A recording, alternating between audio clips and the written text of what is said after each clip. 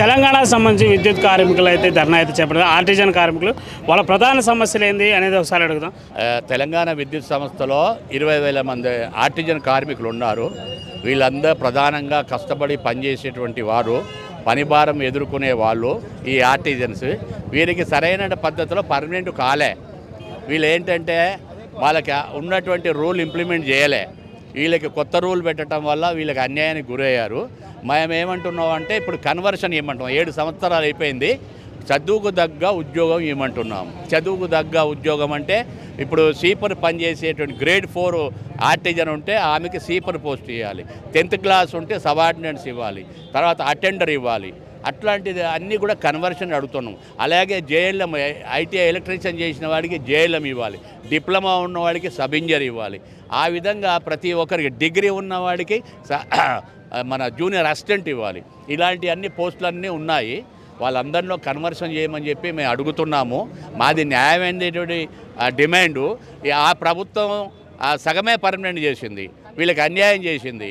రెండోది ఏంటంటే పూర్తి స్థాయిలో మనకి పర్మనెంట్ చేయలేదు, పూర్తి స్థాయిలో వేతనాలు పెంచలేదు.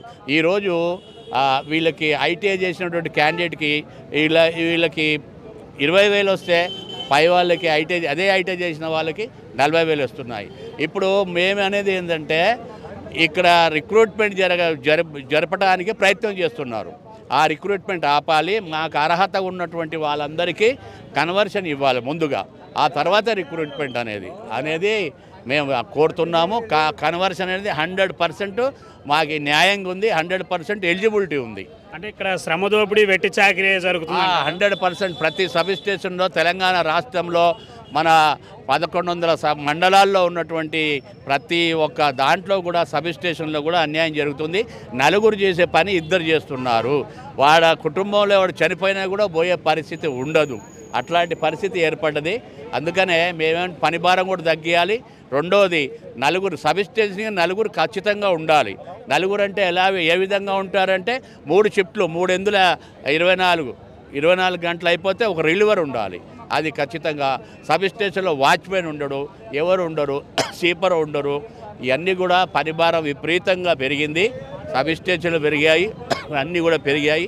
కాబట్టి మరి ప్రభుత్వానికి మేము విజ్ఞప్తి చేసేది ఒకటే, ఖచ్చితంగా కన్వర్షన్ ఇవ్వండి, ఈ యొక్క ఆర్టిజన్ కార్మికులకే ఆదుకోండి అని చెప్పి మేము కోరుతున్నాం. Thank you.